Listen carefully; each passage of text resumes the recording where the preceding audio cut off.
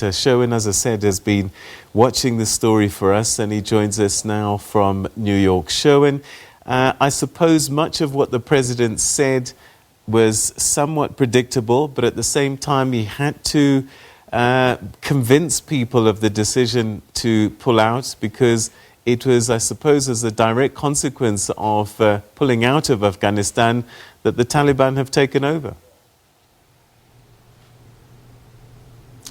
Look, I think there are a number of audiences the president is speaking to, Peter. You have your foreign policy wonks and your political elite who are decrying this decision, perhaps because of the manner in which it has manifested itself, the scenes of chaos we are seeing at Kabul International Airport, people clinging to aircraft carriers as they try to take off on the runway, even reports that we are seeing of people falling from the wheels of those planes as they ascend into the air. And then there is a broader a section of the American population that perhaps isn't quite as invested in what is going on in Afghanistan. There is a sense that, you know, this is the longest war in American history, and a sense of fatigue, certainly, and a disassociation, perhaps, is probably a better word to describe how the majority of Americans, particularly in Middle America, probably feel about Afghanistan, and might not be quite as acutely engaged. So this was for a very specific audience, the president coming out and defending his decision, saying he stands by this decision. He said the truth is that this did unfold more quickly than we had anticipated. The Afghan military collapsed, sometimes without trying to fight. The U.S. withdrawal, he said, was the right decision. Americans should not fight in a war where Afghans are unwilling to fight for themselves. We gave them every tool they could need. We could not provide them with the will to fight. And that is a reference to the fact that this was an Afghan army, 300,000 people strong, fully capacitated with the investment of billions of dollars from the United States. The latest technology. They had an air force that the Taliban didn't have at its disposal, but the president pointing to the will of the people on the ground, the fleeing of Afghanistan's President Ashraf Ghani earlier over the weekend to Tajikistan, really sort of focusing on the national dynamics that were at play here.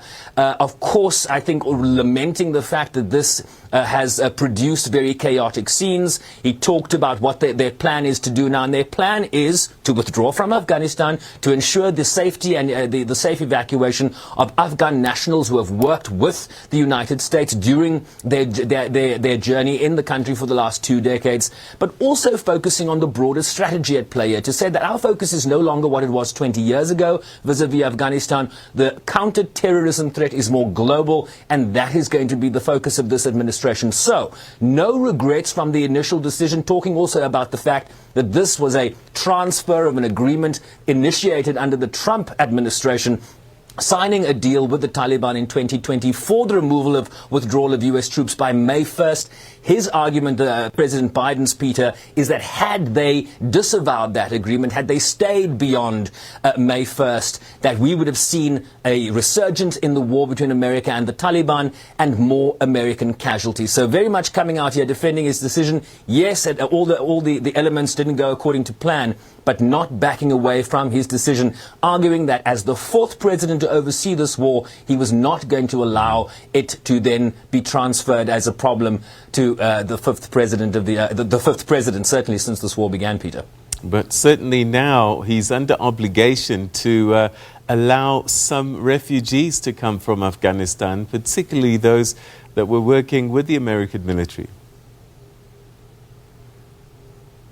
Yes, and that is a process that has not been managed fast enough. Just the vetting process to transfer refugees, be they from Afghanistan or elsewhere, the vetting process takes a very, very long time. It's a cumbersome process that the embassy in Kabul is clearly not capacitated, given the turmoil, given the ructions that they are facing in the country, to process those people, the thousands of people. It's not just the ancillary staff that worked with the United United States Army, it's their families as well. So this is a process involving tens of thousands of Afghans, and given the strictures that are in place in terms of U.S. refugee transference, a process that couldn't happen fast enough, given as well, Peter, the fact that U.S. intelligence just weeks ago was talking about how Kabul might fall in 6 to 12 months. That was then revised a week ago to say, it could fall in 90 days. And of course, we saw the Taliban take Kabul within a matter of days. So the intelligence failure here is, of course, another discussion in terms of what we could have done in the time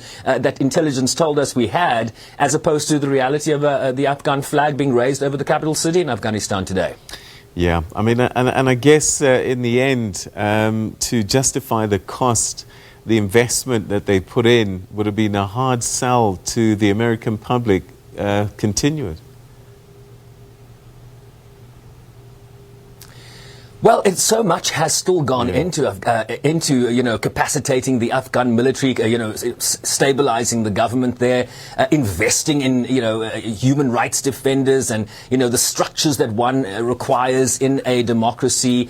So you could look at this two ways. Yes, we could have spent more money there, but my gosh, haven't we spent a lot? And look at the returns we are reaping today with the quite easy capitulation of an Afghan military that certainly will be a discussion for years to come in terms of the level of investment the United States has made in terms of that. We also heard a little earlier, Peter, from the United Nations Security Council, which issued quite a hard-hitting statement. And I just want to read you the opening line of that statement, if I may. The members of the Security Council called for an immediate cessation of hostilities and the establishment through inclusive negotiations of a new government that is united, inclusive and representative, including the full and equal and meaningful participation of women.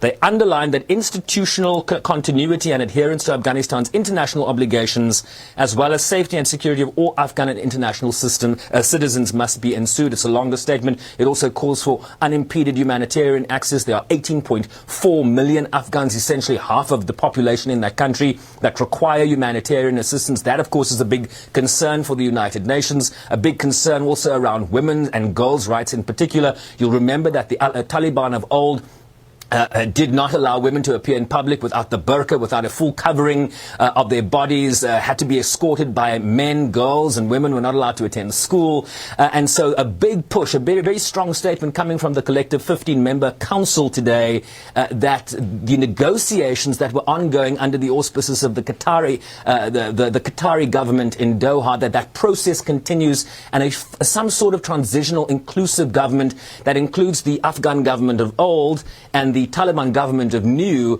in a transitional format. Look, the Taliban has so much more leverage now, Peter, in terms of these negotiations, so it's difficult to see just quite where women are going to fit into any future iteration of what the Afghan government will come to represent. And that troop withdrawal, I mean, you were talking about different audiences earlier on. I know that there was some military that were concerned about the withdrawal, that they weren't keen on it, and I suppose their greatest fear has played out.